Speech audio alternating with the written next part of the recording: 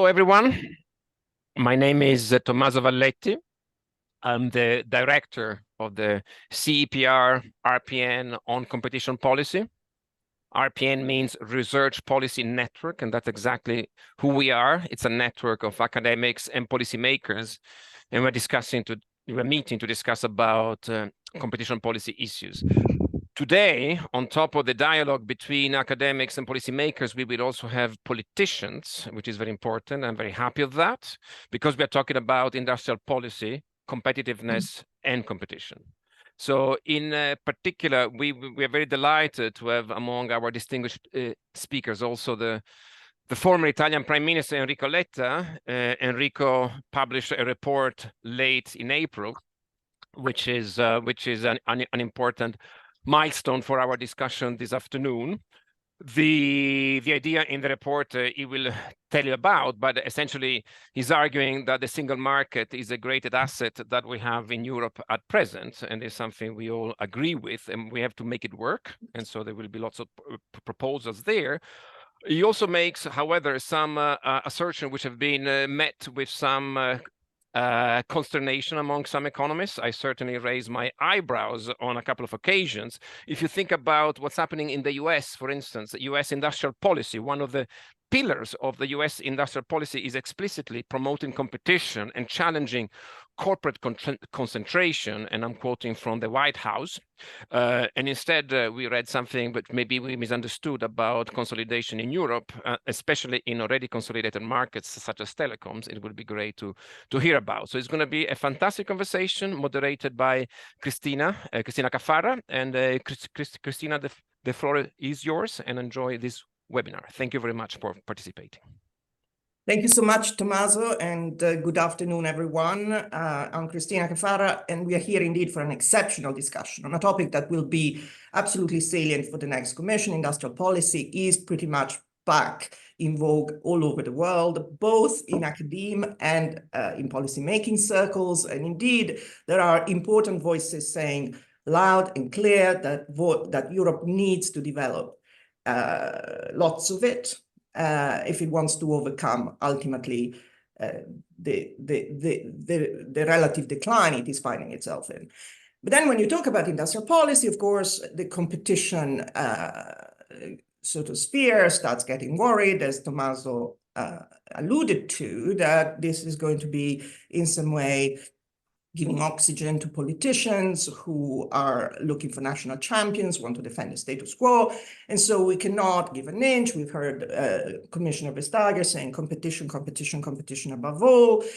And then there's the question of how one is going to achieve that, given the political realities of Europe. So I just want to put for discussion a few propositions that I think are more or less controversial, some more than others. Well, I think the starting point is one, I don't think anyone can be in any doubt that we need more industrial policy in sectors where we lack capacity for growth, sovereignty, resilience, and security.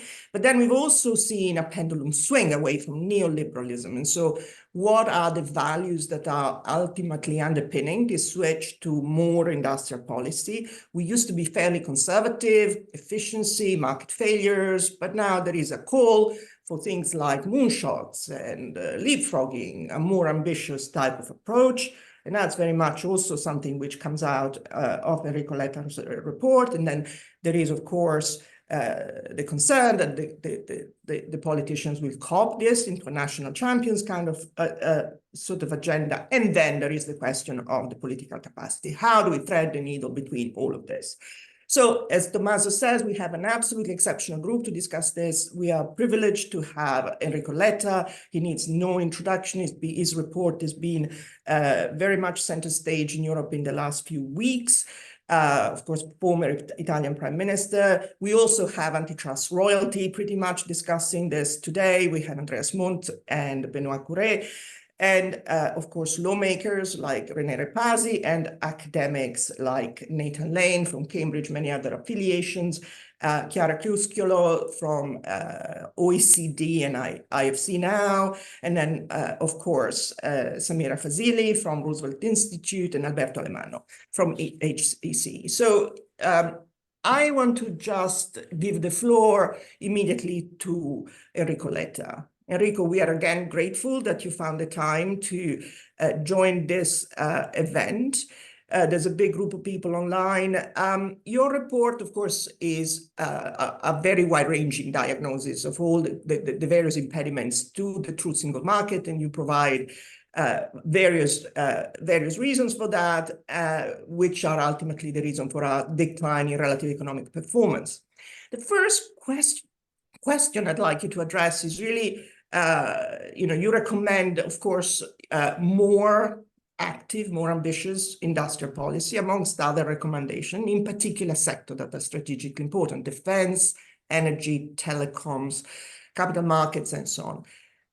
How can this realistically happen in the next mandate in Europe, given the limitations of our structure that you very, very well highlight in your report, given the fact that we have a collection of member states doing their own things? The US has got this whole of government approach, and in a sense, they can just jump in tune.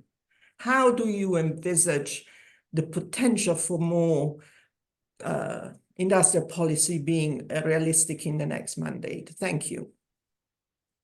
Thank you to you all. I'm very, very, very pleased to be here and to have the opportunity to exchange, to listen, and to discuss. I'm in Brussels now in the Berlaymont, because I spent the entire day until now discussing with the DG Comp about the future of competition rules and state aid rules with Margaret Vestager, General Director Olivier Gersin, and all the member states. So I am in continuity. Our conversation now is in continuity with 6 hours of really very interesting discussion among member states and we say the big boss of the DG Comp at European level.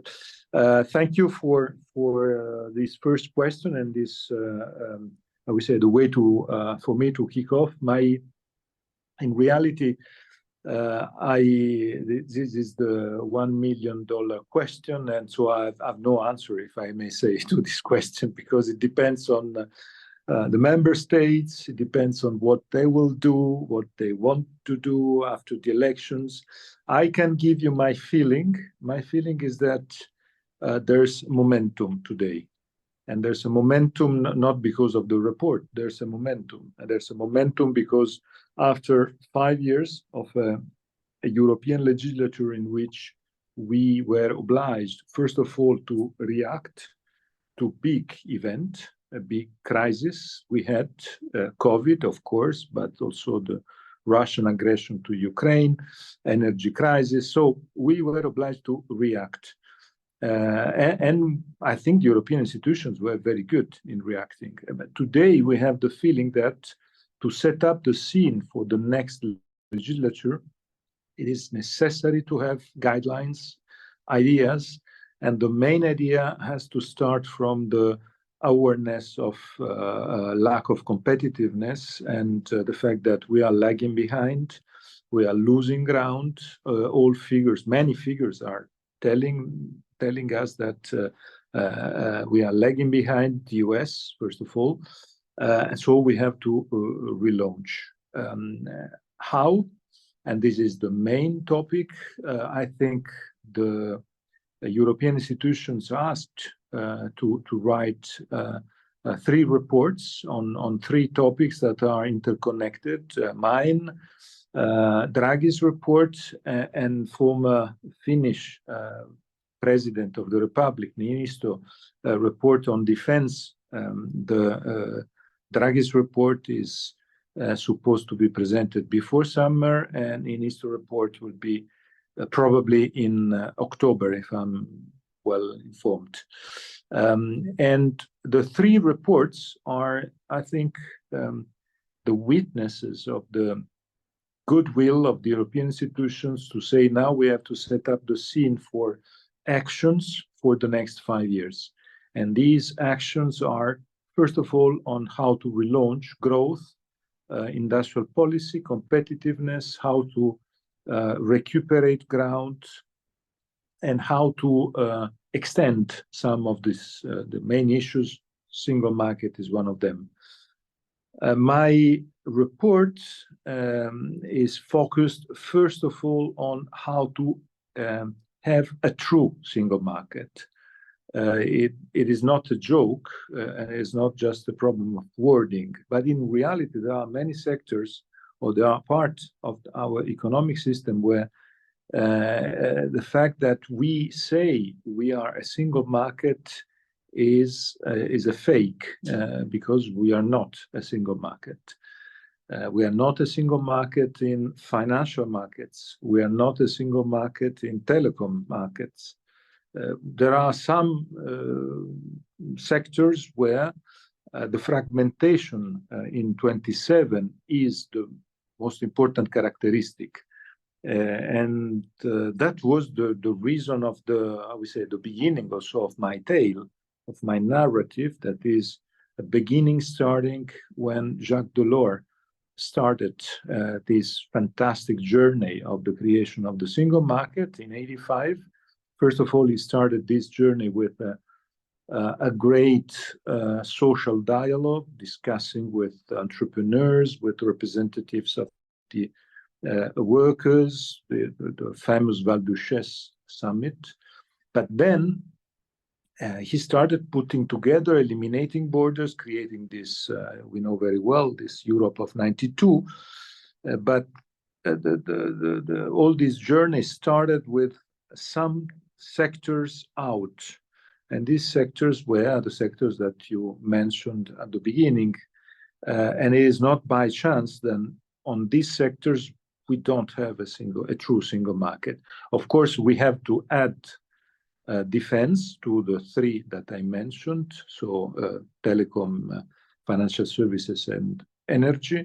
Of course, I put them together even if they have differences, as I know very well that there are more than nuances, many differences among them in terms of degrees of integration. But I have the feeling that the narrative was very important to say clearly that 39 years ago, these three sectors were sectors where the national dimension was enough to be competitive, because the biggest European member states were big enough to be to have this national dimension as the good scale. That is no more the case today with the big change at world level that we all know.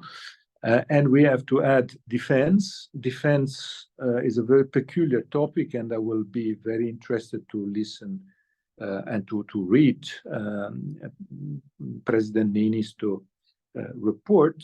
But what is clear is that defense is something new, completely new. As a scholar, as a student first of European law, I always learned that defense and single market were like the sun and the moon, so two different, totally different topics. But now, having these 8 months going around meeting governments, stakeholders, I had immediately the feeling that defense. I was obliged to put defense in the basket of the single market. And I have to say that I try to answer your question. I try to combine industrial policy needs and competition needs with, on these sectors, the extension to the single market approach to sectors where in reality we are today having 27 single markets. So the idea is to try to move from 27 to 1 and to apply competition rules at the level of 1, so the unique, the single market, and to try to applying the rules to defend consumers, so to protect consumers, and at the same time to push for scale.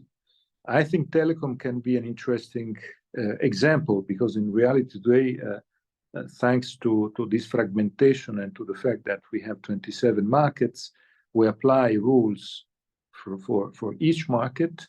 And the consequence of that is what we are completely aware is the fragmentation of the operators and the fact that we have more than 100 operators. In general, telecom is a good example of what I think about the future of the single market, because I don't want Europe to become the US. I think Europe is Europe. We are all proud of what we are. We are a fantastic mix between big and small, and we have to keep this mix. And it is not feasible to think that we want all gigantism and all big. It is not that. But in reality, telecom is the sector where we are too small, that's for sure.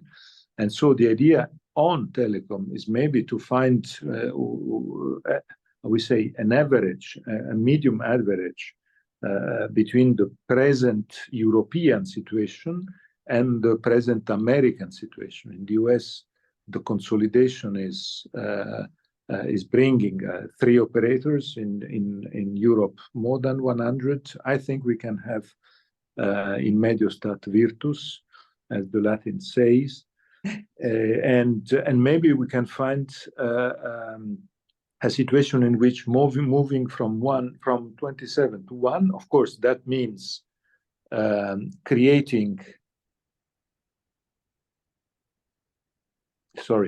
That means creating an integration in the spectrum frequencies. That is the key issue there. We can have a single telecom market and then the application of the relevant market dimension to the single market and not to the 27 markets. I left this example on the table because I don't want to speak too much, and that is just to tell you why I think that can work in terms of the direction. Thank you so much for this, and let me pursue this particular topic, because of course, given the nature of this research policy network, which is on competition and the focus, the competition dimension is particularly salient. What is being taken out of your report and discussed very extensively in the sort of Brussels bubble and more broadly is a notion, indeed, as you say, that there is a size deficit, which is in part responsible for the difference in performance.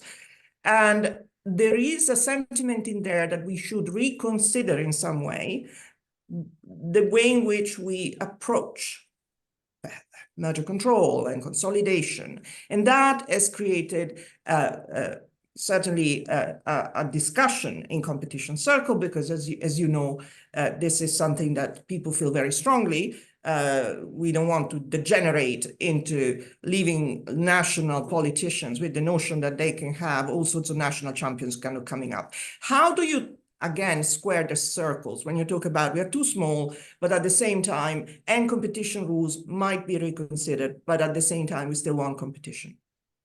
But you know, I can tell you what he just said this morning in the discussion with the DG Compet and with the member states. I am among those thinking. I am very happy that Benoît Coeuré is there, because I learned from Benoît. I heard from Benoît this topic, and he was so right. And so I decided to apply this topic in my report. That it is not the task, in my view, of European bureaucrats to have an implementation, a discretional implementation of rules. And it is not politicians to say to the bureaucrats how to implement the rules. Politicians, they have to, to fix the rules. They have to establish the rules. Then it's the task of bureaucrats to implement them. And so the main problem about, in my view, the scale topic is that we need to, and I repeat what I said before, we need to move from relevant market as one country, each country, to a relevant market as a European relevant market, because competition today is and has to be considered as among Europe as a relevant market for many topics and other words, other part of the world, and not only competition within each single of the 27 countries. Otherwise, it will bring to a fragmentation that is today the problem. So my main point on your question is that I don't think we have to blame bureaucrats for the way in which they apply rules. The present rules, for instance, on telecom, but also on financial services, are rules that are country by country bringing fragmentation, because we are experiencing a fragmentation and not a single market. So I think we have to move from 27 to 1, and then the relevant market becomes the single market and not just one country, and that will help consolidation.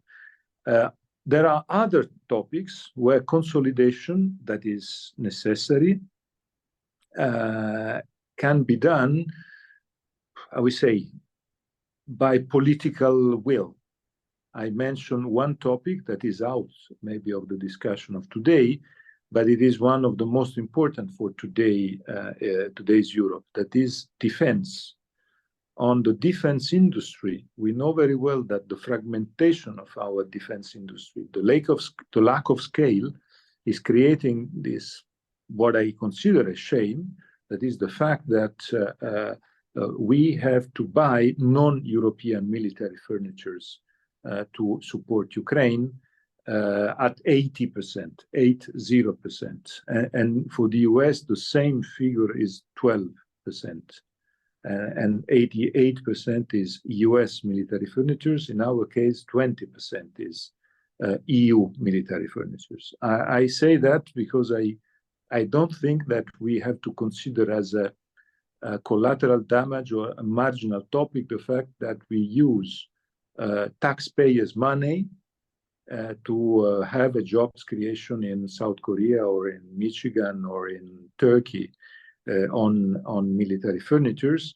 And this is because of fragmentation. And there I see, for instance, a problem for the moment, not of rules, but of goodwill, because the defense market is different from a normal single market. And there we need to have prime ministers, defense ministers, finance ministers of the main countries where there's a defense industry gathering and trying to work together and to oblige their systems to work together, because it is today exactly the opposite that happens. They don't work together for political reasons, not for industrial reasons, if I may say. So that their politics matters.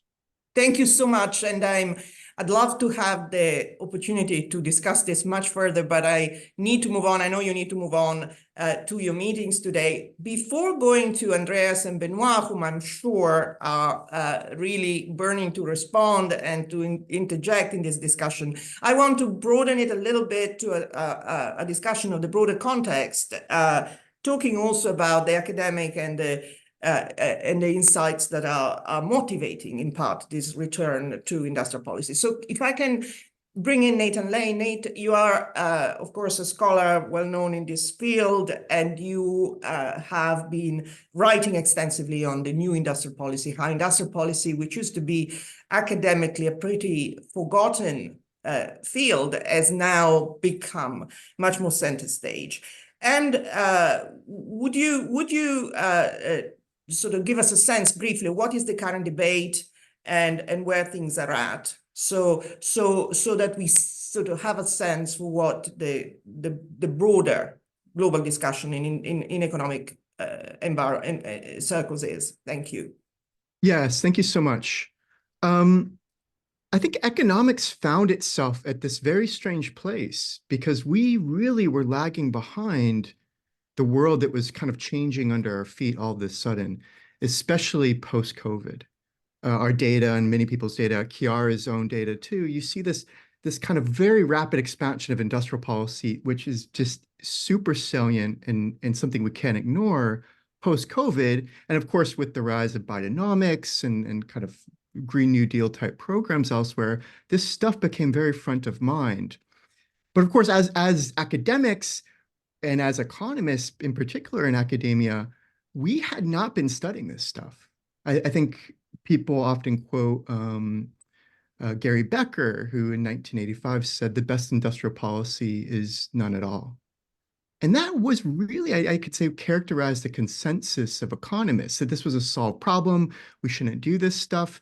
And to the extent there were debates around industrial policy, they're really focused on, is this even possible? Should we do it? Did it play a role in the past? And there wasn't too much empirical work on it. And that all, so we were caught very much flat-footed. But some of us, and kind of a small emerging literature, which is growing in prominence, is trying to just tackle what are the central questions around industrial policy? How does it work? What is its efficacy?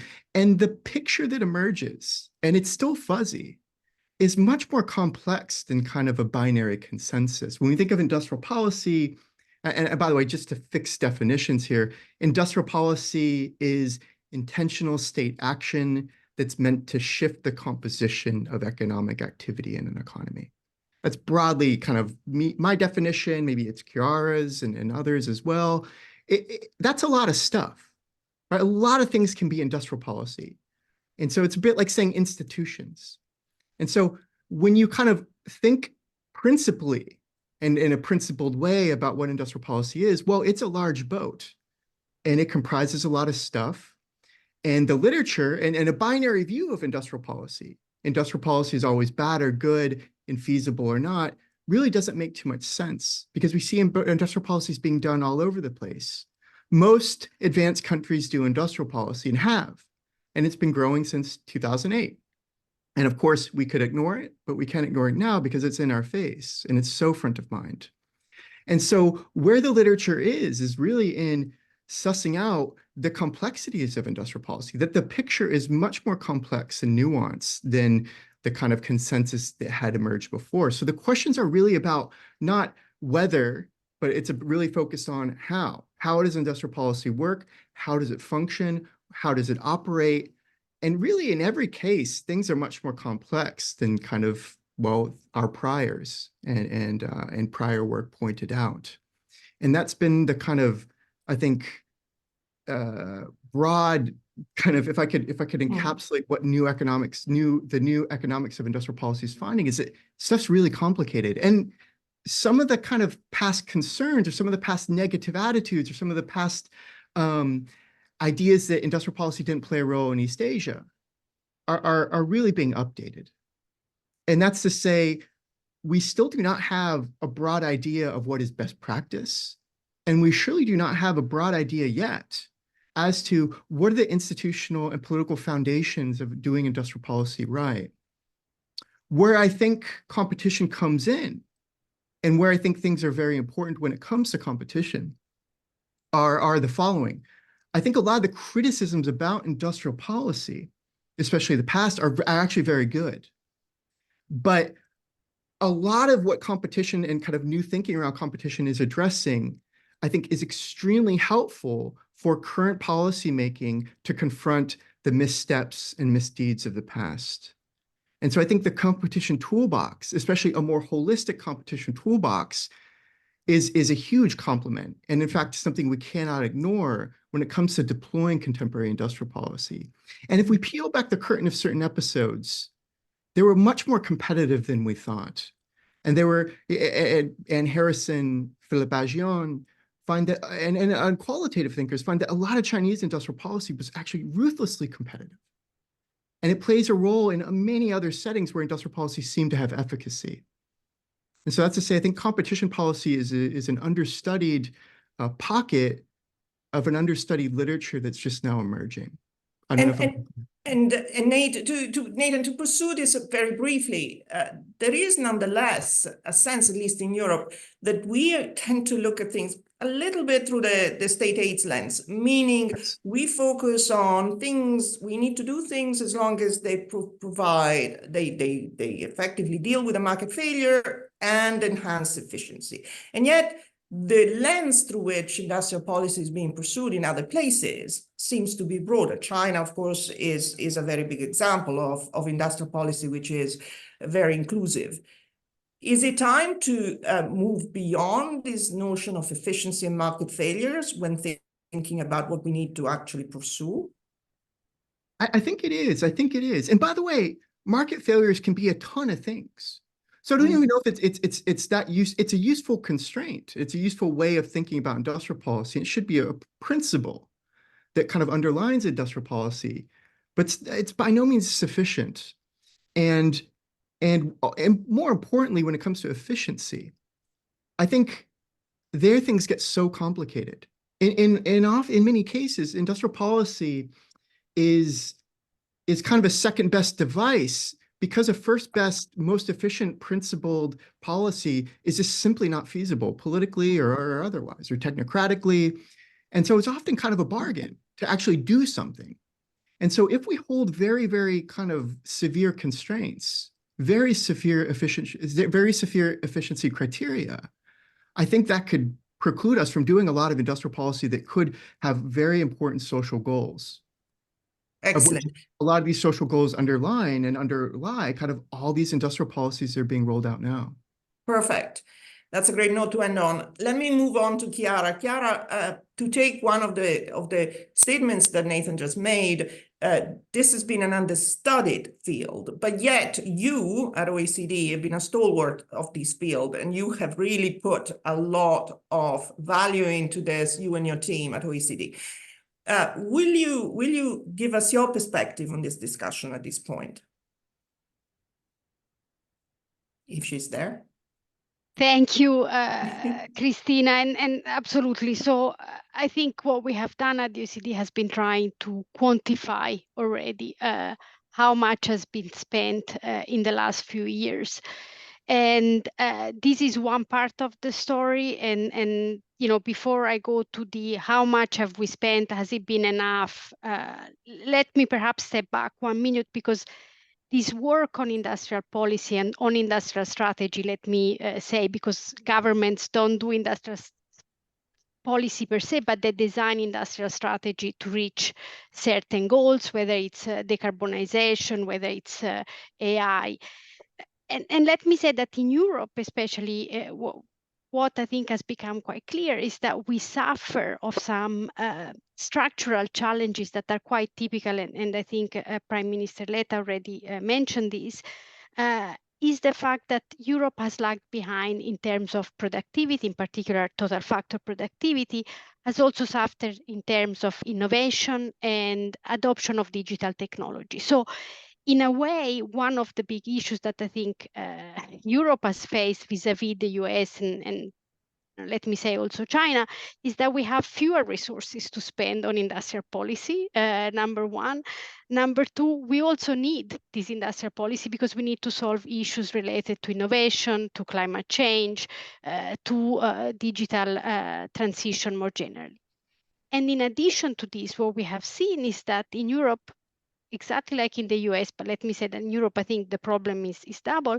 We have a big gap between frontier firms and laggards, and we have also seen a decline in dynamism. So when we do industrial policy, we need to be even more concerned about potential indirect effects of vertical sort of industrial policy. And in a way, one big important point we need to think about is how we should design policy to avoid discouraging potential entrants. So these are two points. Thirdly, and I think this has been discussed already, we see rising concentration and potentially decline contestability. So I want this to be kept in mind.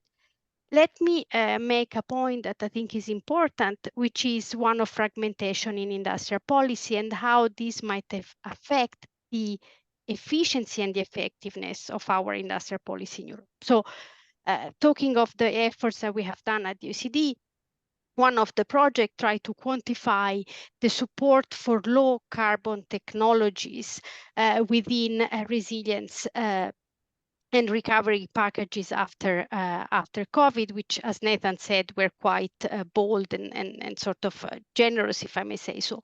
And in the US, we all think of IRA. This constitutes $600 billion US dollars, which is about more than 3% of US GDP. You go to Europe, some countries, including Italy, they have been quite generous. Italy was the second largest spender with 100 billion US dollars. 6% of GDP. You look at Denmark, 5.7%, Poland, 5%. But when you take each European country per alone, they spent about 13 billion, which is a drop in the ocean relative to the US. Had we pulled all the effort together, and could we look at this as a coherent and coordinated strategy, we would have spent more than 360 billion. So you really see the change in scale, and scale is important when we think of innovation and low carbon technology for the green transition, because that's where learning effects are important, where externalities are important. So that, I think, is an important point. It's not so much how much we spend, but how we spend it. We need to spend it in a coordinated way. And I think we also need to really make a difference in this way. So the devil is really in the design and in the governance of this funding. We need to fund them in a way that we are not sort of counteracting each country, with each other, but we really need to force crowding in private investment. And how do we do this? Capabilities, which is a big challenge, I think, for European governments. We haven't really increased the number of workers within governments. This is also statistics done by the OECD. But one big question is how we ensure that when we become more bold, both at the level of the countries and at the level of the European Union, we still maintain that contestability that I was mentioning at the beginning. One good example, let me make it, and I want to be a bit more practical.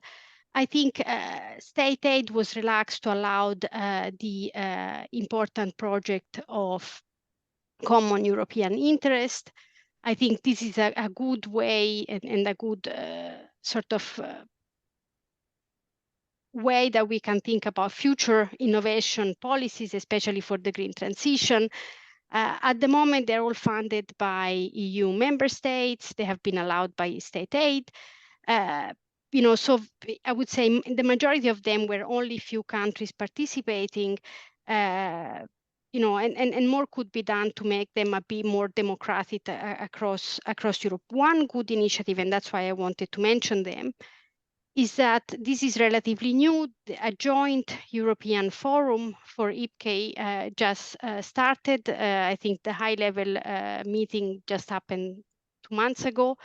And that sees the participation of both DG GROW and DG Competition together with member states. So you see that their DG Competition operated in an ex-ante way. And why I think this is important is the more we become bold with these vertical industrial policies, the more we need also to empower and give sort of more prominence ex ante to DG Competition, which is something that I think we tend to forget. We think about DG Competition coming in ex post. So that's one area where I think more could be done. And the second area, and I think that's where we also learned a lot from them at the OECD, there is already a very useful state aid scoreboard, which is a way of monitoring, in a way, expenditure. Perhaps we could empower to do more and to look more broadly at a broader definition of industrial policy, where we sort of keep track and increase transparency of the different industrial policy measures. And then we could go on. I mean, I don't know how much time I have left. So essentially your point is twofold, one on multiple points, but you are emphasizing the importance of coordination, which is very much Enrico's message in one of his messages. If we pool, we can do much more. And one of our issues is really how to pool these resources in a meaningful way. And two, you emphasize that competition really is not orthogonal to all of this. It needs to be integrated, which is very much a message that I absolutely support. It's not as if, competition is over there. The logic of competition needs to be integrated, but then DG Competition needs to play an active role and not just one in which they sort of are exposed. So this is very important messages, I think, including the data. I want to cross the Atlantic for a moment, because if I may go to Sameera. Sameera was, of course, also deputy director of the Biden National Economics Council until about a year ago, or a year and a bit.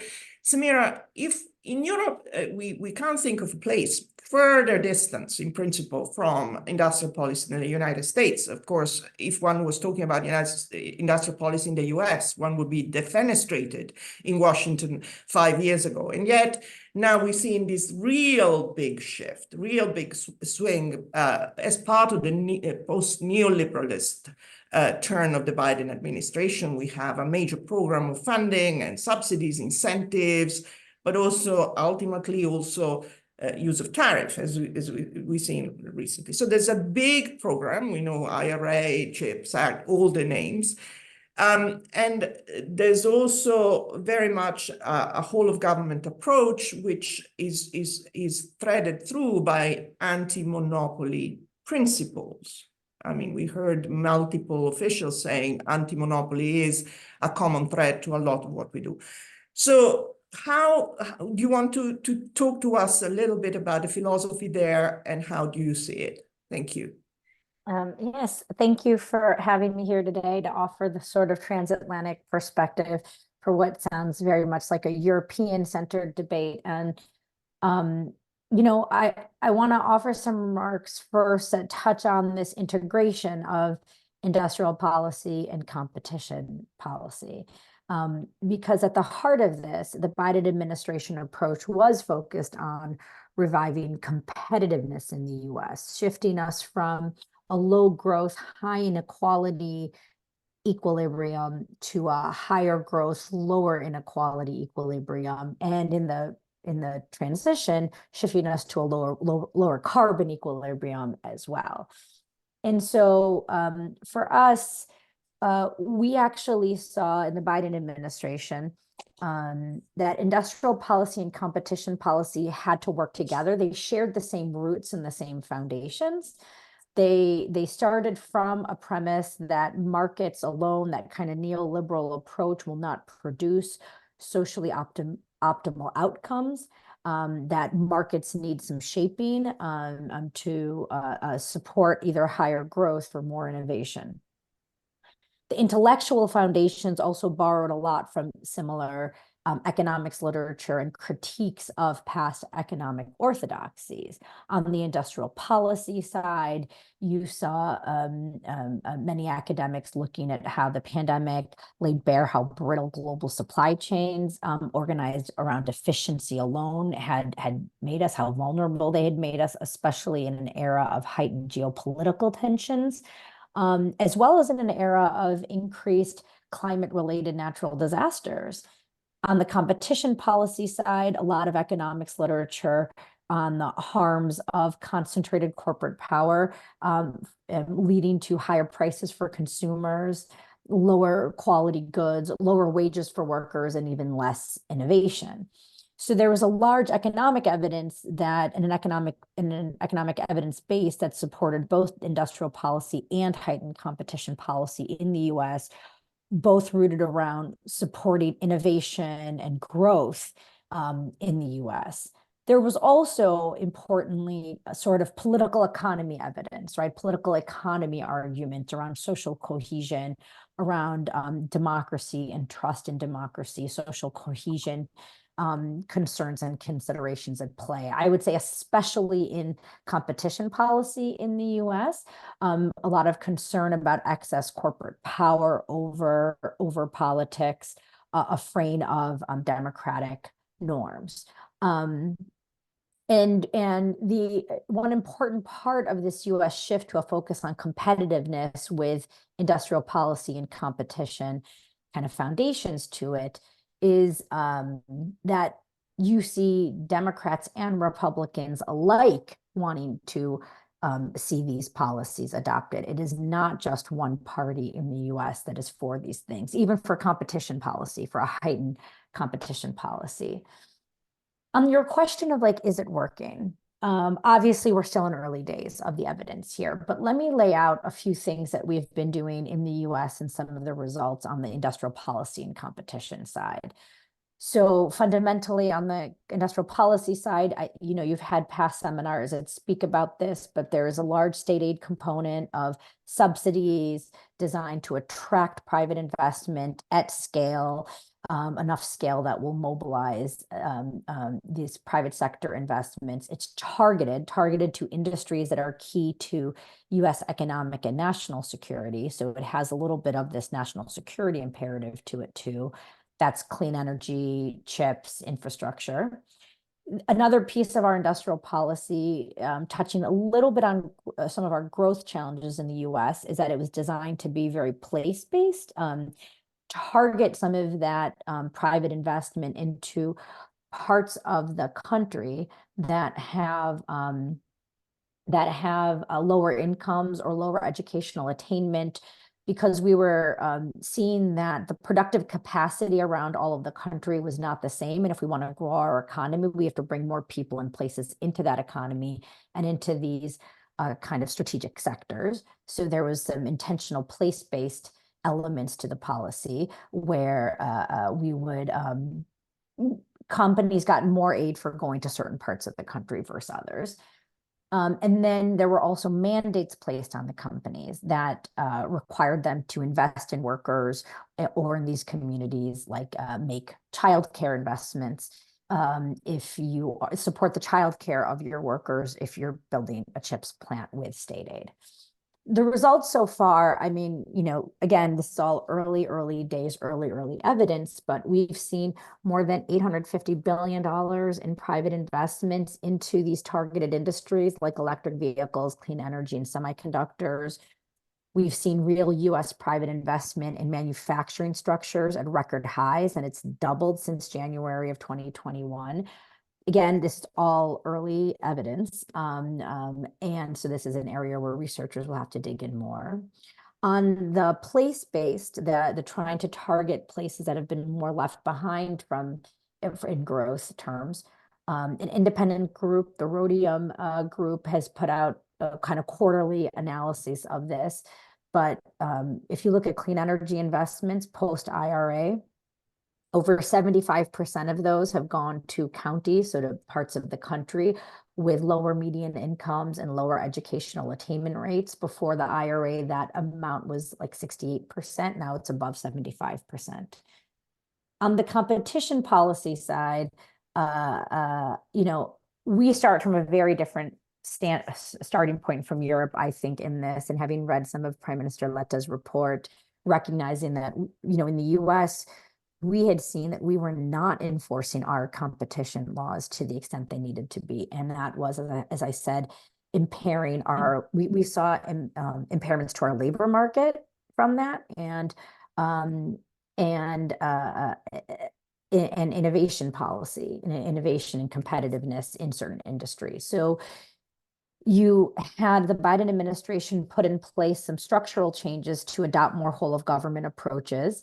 On the competition side, they created a competition council, which is all these federal agencies that have some competition authorities in them, bringing them together under the White House to meet regularly and plan how they will coordinate using those authorities in a more robust way. So you have seen our agricultural agency and our financial regulators put out new rules and regulations strengthening competition in industries that they regulate, like our credit, like our consumer finance agency has been cracking down on the exorbitant fees that credit card companies charge people.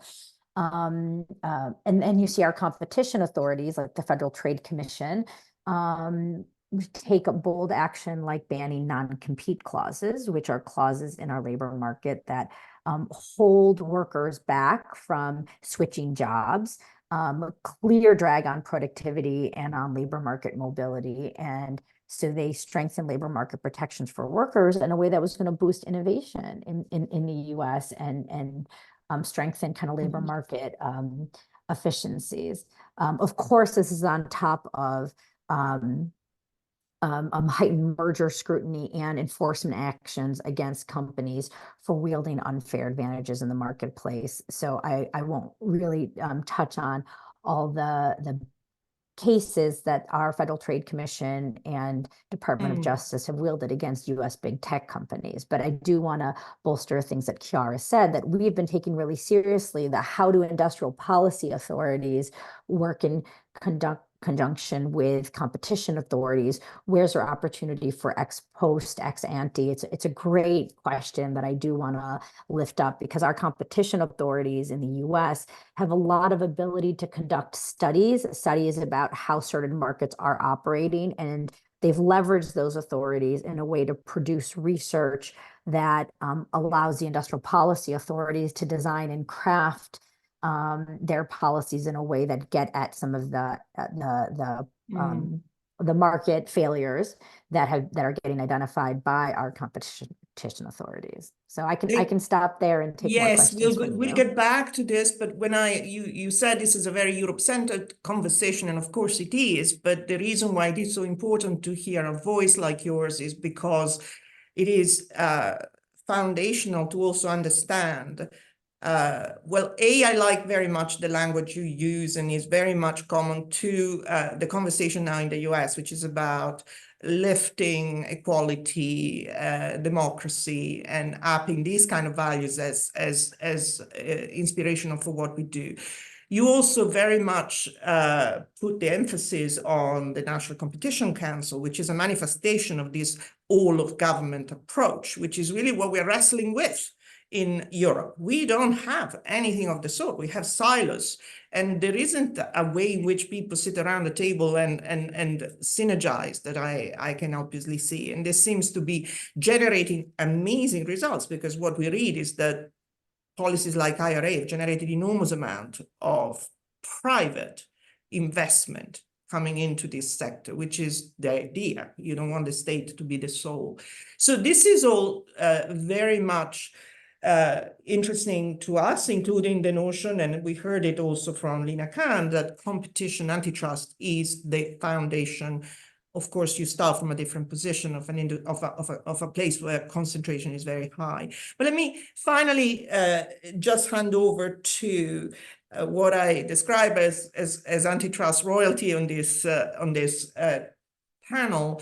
Benoît Coeuré, of course, president of the French Autorité, and Andreas, Mundt, president of the Kartellamt. You two have, of course, been talking a little bit about what the Letta report may mean and what its implications may appear to be. The call for somehow the need to consolidate certain sectors.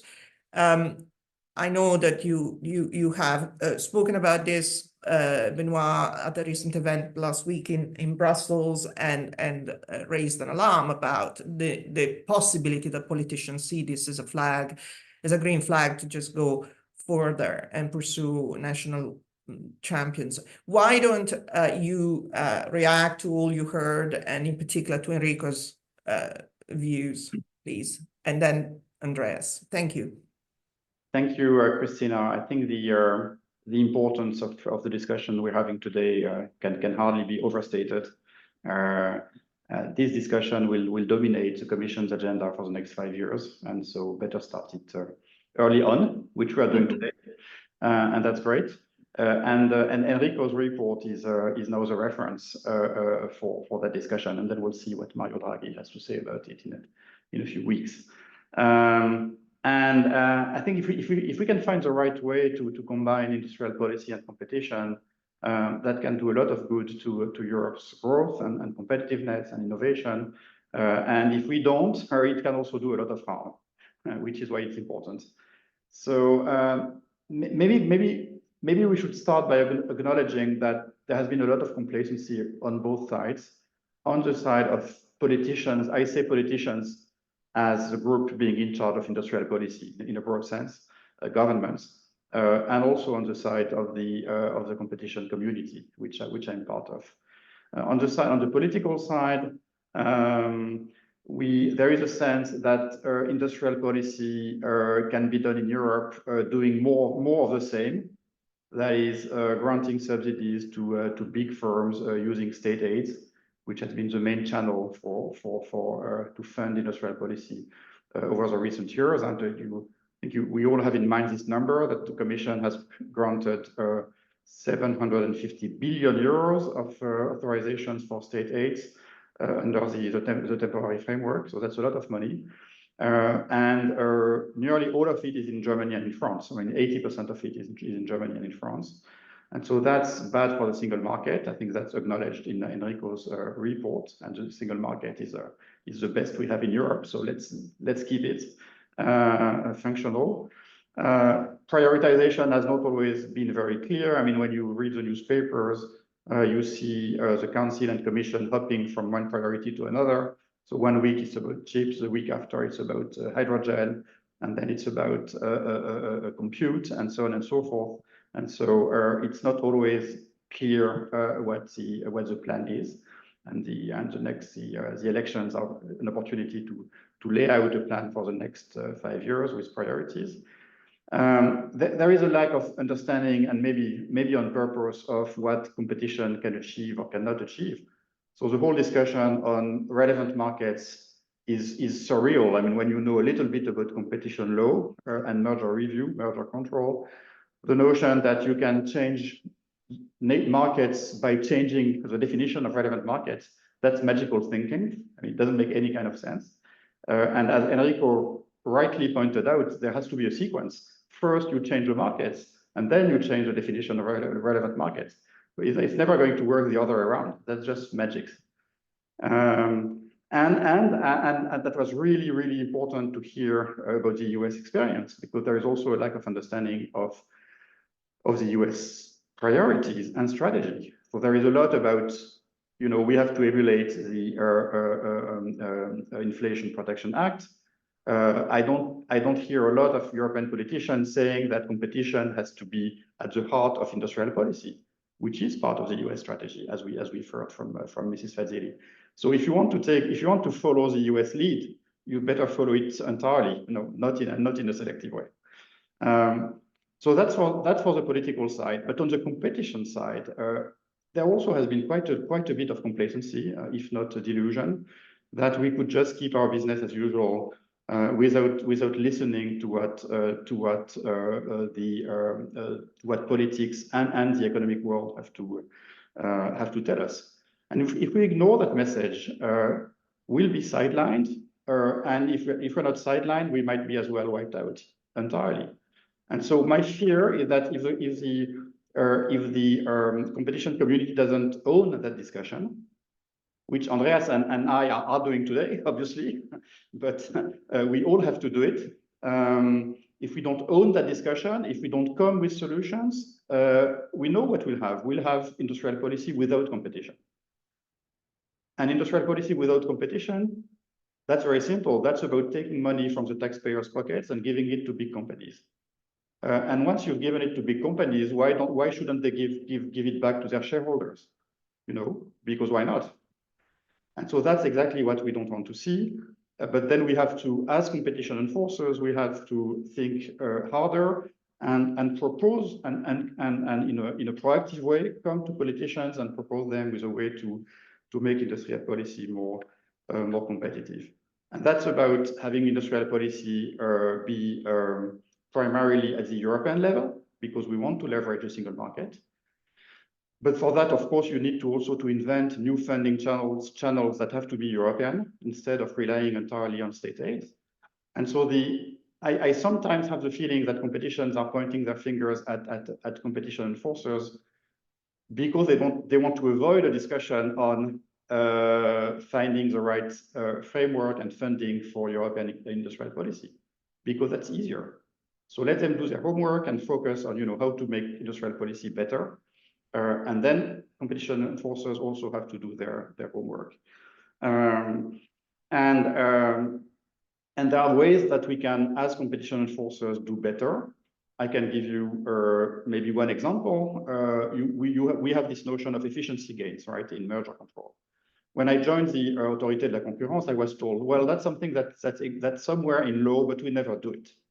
Okay, fine. Why don't we? And that's for good reasons, because usually what companies present us as evidence of efficiency gains is basically worthless.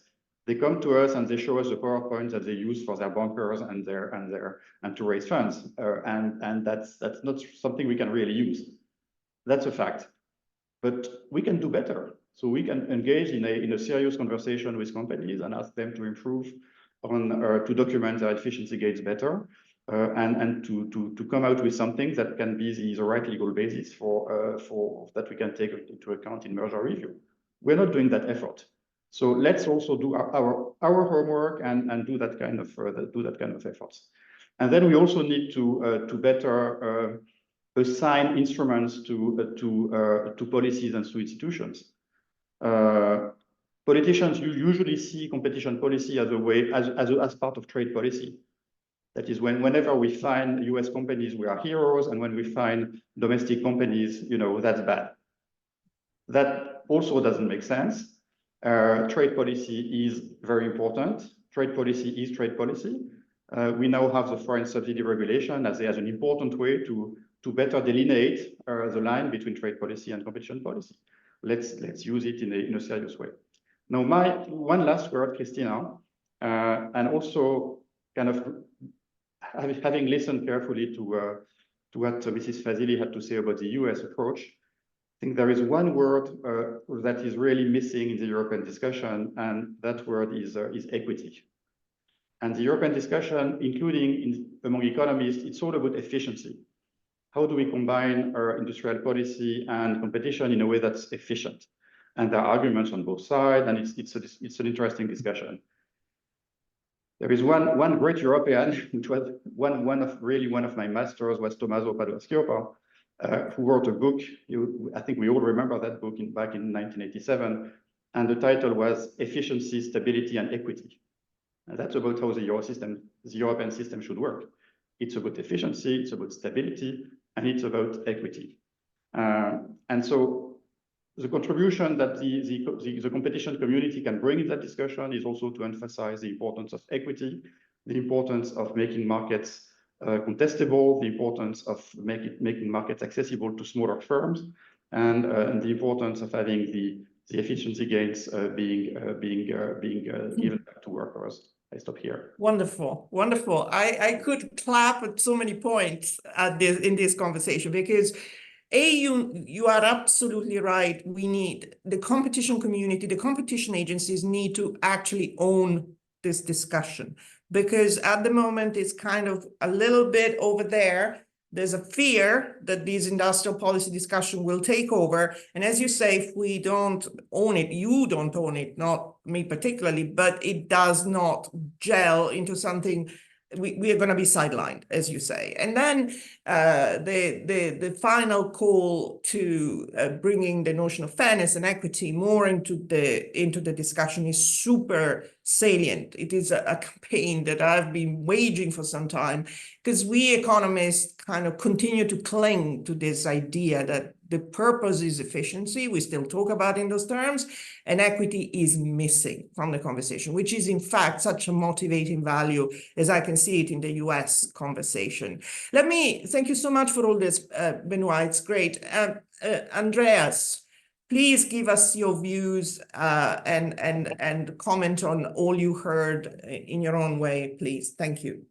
Thank you very much, Cristina. By the way, I couldn't agree more. I think this debate is extremely important. We are just 6 days away from the European election, and it is obvious that for the next commission, competitiveness of Europe is going to be top one on the agenda. And this is why we're having this debate, because we have all this very strong feeling that in Europe we're lacking a bit of this competitiveness. These are the other parts of the world. If you look at Germany, just to give you an example, 37% of companies here in Germany say that investing abroad, at least not in Germany for the time being, is favorable.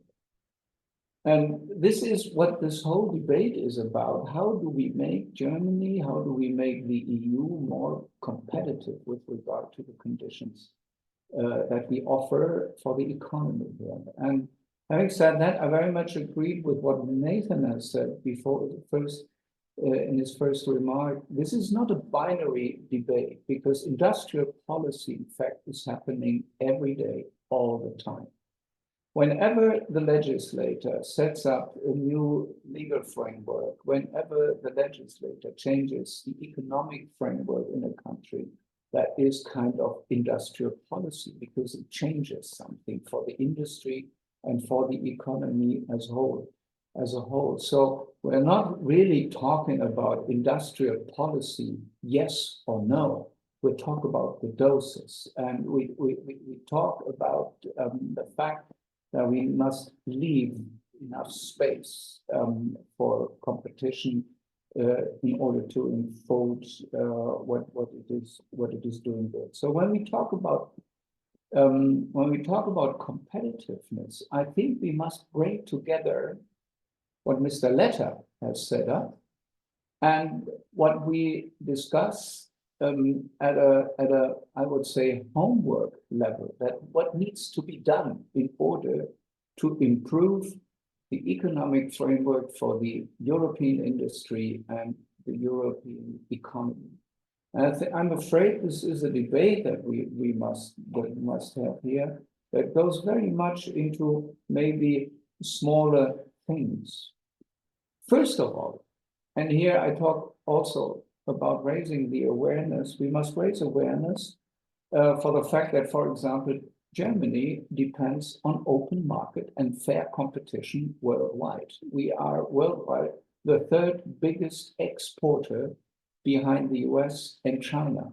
And the wealth in Germany depends on fair competition abroad. That is a very important feature. Let's not forget about that. Our business model only works when we find fair competition around the world. And that leads me to what needs to be done, at least in some countries in Europe, as homework to encourage the economy as a whole.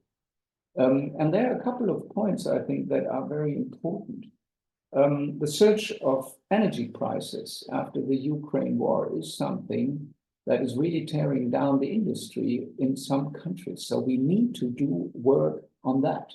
Second point that was already mentioned, we're running into a significant lack of qualified, productive labor, at least in some countries. We're discussing that we only want to work for 4 days a week. If that is not accompanied by a significant increase of productivity, that decrease of working hours is part of the problem and not part of the solution. We must have in mind that we are not only in an energy transformation process, that we are not only in a sustainability transformation process, we are also in a demographic transformation process. That is very important with regard to the future when we think about what can we put upon the shoulders of the next generation. How do we do that? How do we manage that? In Germany today, 2 employees pay for 1 pensioner. Only in a couple of days, it will be the other way around. 1 employee is going to pay for 2 pensioners. So that is a transformation that many do not have on their agenda. We must take bureaucracy on our agenda. I think that is maybe the most important point. We have a national regulatory council here in Germany that has calculated that bureaucracy costs have increased by 9.3 billion euros per year over the last years. I mean, it is obvious that this is not enforcing the framework for economic action here in Germany.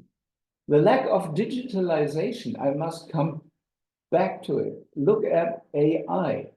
The problem of Europe is not know-how. We have 164 university professorships for AI in Germany. We have lots of patents. We are even good at funding startups. And we are extremely proud when Jonas Andrudis from Aleph Alpha raises $500 million and DeepL, the most valuable German AI startup, gets $300 million. And at the same time, Microsoft invests into OpenAI billions of dollars within 1 year. So we must tear down these walls against scale of these new companies, not with subsidies, but with a free capital market. And here I fully agree with Enrico Letta. That is something that needs to be urgently as fast as possible. I think in Europe, we really run the risk of digital colonialization. 2/3 of AI investment for the time being come from big tech and NVIDIA, 2/3 worldwide. AI startups in Germany have to pay for infrastructure that is owned by big tech. So if we do an investment into our AI companies, it is handed through to big tech in the US. Our investment is supporting big tech. So we run into the same situation with regard to AI as we are already in online advertising, if you want to have it, if you want to see it that way. So in a way, history is repeating itself. I think it's this kind of homework that we need to do over here in Germany to improve the structural preconditions for economic action, for the industry, for the companies here in Europe. And when I listen to Enrico Letta, I can only say, yes, fragmentation has never ever done anything good, and we need some consolidation. The thing is, make it happen. Just make it happen. We're discussing the Capital Market Union for how many years? A decade? 2 decades? I don't even remember, you know? What is the key problem? That is access to the insolvency pool of German banks. I mean, that is the key problem in a way that should be solvable if there's someone with a goodwill to solve that. Another area is telecoms. Also, Enrico Letta counts up how many 100 telecom companies in Europe. I mean, that is only consistent if you count Deutsche Telekom for 27 countries as 27 companies, which is not true, in fact. Nobody is against consolidation across borders. That is not the problem in Europe. And even as a competition, as the head of a competition authority, I think no one of us would go against European consolidation in that sense, but it needs to be done. And why can't this be done? Because we have 26 different regulatory regimes of telecoms. I could continue this. I think it's really not competition law that comes to your mind when you discuss the competitiveness of the European industry and of the European economy. On the contrary, I think there's room for consolidation.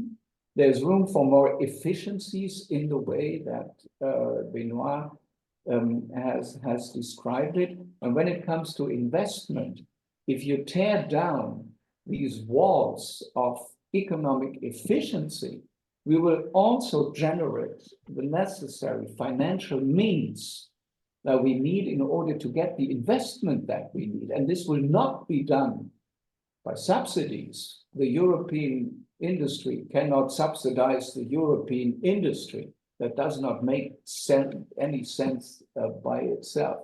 What has to happen is that we tear down these walls that we have and that we make room for efficiency in a broader sense. And then the proposals that Enrico Letta has laid down in his paper on the defragmentation, so to say, of the European markets, I think industrial and competition policy can go hand in hand a very long way down that path. There might be some contradiction. That might be in some cases, but that is very, very rarely. And if you look, my last word, if you look at merger control as a way which has always said to be in the way of consolidation and gaining power of European champions, how many cases have there been over time? There was one, Siemens Alstom, that was broadly discussed. I'm pretty sure we are running into a second, we could run into a second one, that is Lufthansa ITA, depends on the outcome that we are going to see. That makes 2 cases in a decade. I mean, that in itself makes clear that merger control is not the problem. And if everyone is looking at the US and what is happening there, Lina Khan and Jonathan Cantor really try to foster competition and merger control over there in order to foster the competitive strengths of the United States. This is what we see there. And if that is kind of a role model, I'm not afraid of this kind of industrial policy that I see in the US. Many thanks. Wonderful. Thank you so much, Andreas. I have so much to say, but in the interest of time, this was great. I want to just hand over to René.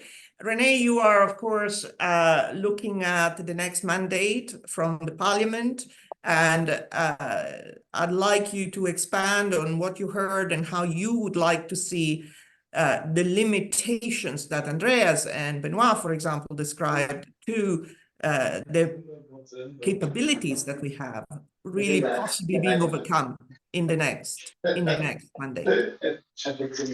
Yes, and thanks, Cristina, for organizing this fantastic workshop that is addressing very important points. Andreas Mundt was referring to it, competitiveness, and in line with this industrial policy are going to be the headlines of the next European Commission.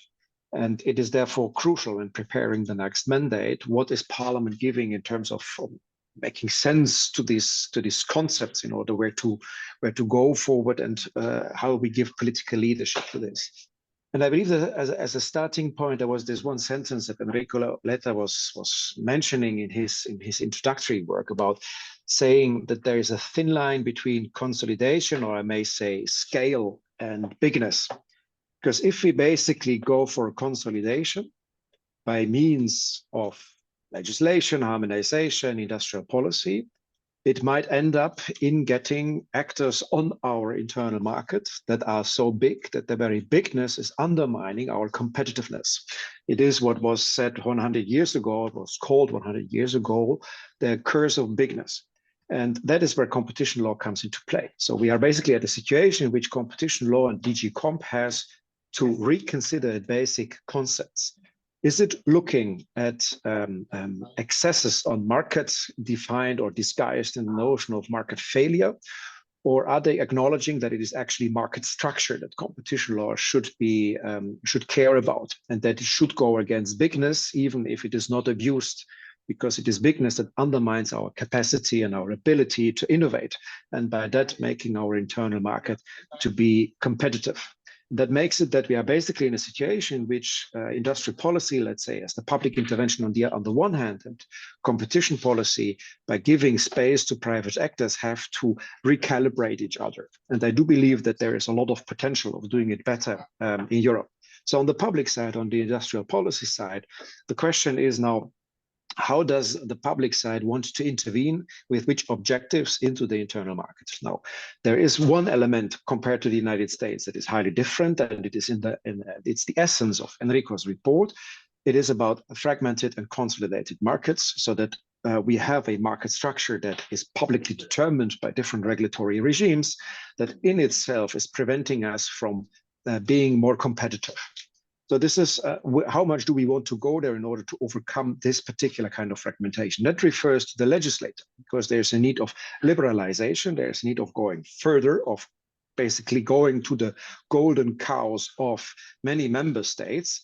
Speaking of harmonization of insolvency law, if we refer to capital market union just as one example where we are going to hit national golden cows that we have to overcome in in order to get rid of this fragmentation or to achieve certain kind of consolidation. But if we then go there, what is then the role of finance, of public money? Knowing that state aid is national means going to national champions and by that undermining the internal market, but knowing at the same time we will not get another next generation 2.0 of the same scale, so that we have a broad spread public money that goes into investments all over Europe. So this is another answer out here the legislator and the public has to reply to. But then again, let's say there's the consolidation part in it. At the same time, I believe Europe's strength lies in innovation. We have excellent universities and research institutions that are also, let's say, that are overburdened by bureaucracy. If I look at research funding and the way of how research funding has to be acquired, maybe well okay in order to transform ideas into marketable products. Speaking of incubators, but here's also much more to be gained if you look at risk capital and startup financing. But then again, what we see, as Andreas Mundt described it, that our investments are basically channeled over the Atlantic into a different economic area. It is that we have a transfer of whatever looks like to become the next creative disruptor from Europe to the States or other areas in the world. So there is lack of protecting our small innovation companies. I'm now speaking of killer acquisitions by the tools that we have in merger control. If we discuss merger control, the one thing is the old issue of transforming national champions into European champions. But what I'm looking at is how do we protect the small seeds that we have in Europe in order to grow to the next challenger of what we see in big tech or other markets. And there is a role to play for competition. And that shows that competition law has to recalibrate its consumer welfare standard and its very role. And I believe it is basically protecting market structure, going against the curse of bigness by basically cutting down bigness and by protecting all those that grow big in order to have proper competition on the European market. It is therefore right, as Andreas Mundt was saying, the role of competition law is to make actually the internal market more competitive by allowing actually for more competition in order to strengthen ourselves to be competitive at a global scale. But let me conclude this element also on what is in there for the European legislator, because this is kind of core. We are entering into a European Parliament that will be also very fragmented. And we have a choice as legislator, in particular, as many things in order to overcome this fragmentation is done by harmonization and therefore by European legislative action. We can basically repeat some parts of the war between the right and the left aisle of the European Parliament that we have seen in the last months. The conservatives going for one concept of industrial policy or competition policy and the progressive side for another.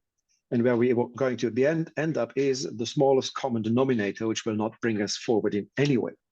So therefore, what I believe is we need a cross-aisle truce, so that the progressive side says we are in for more liberalization in the issue of telecommunication, for example, in the issue of finance, looking at capital market union. But at the same time, the liberal and conservative side of parliament has to acknowledge that this can only happen with high protection standards, so that we do not lose citizens on our way to make our markets more protective. So what we request from the DG from the Commission to recalibrate its policy action as regulators, we also have to do as a legislator, and we have to show our hands cross-aisle to get there. More liberalization in return to higher protection standards, and then we can make something out of it and overcome fragmentation and consolidate the internal market, or we basically return into the old fights and then will not move any further. And that is basically a deal to be forged in the weeks to come after the European elections. Thank you. Great. René, again, so many points. The call to cross the aisle sort of importance of reaching some sort of consensus is fundamental. What in the US would be called bipartisan, which is very much the nature of some of these interventions in spirit.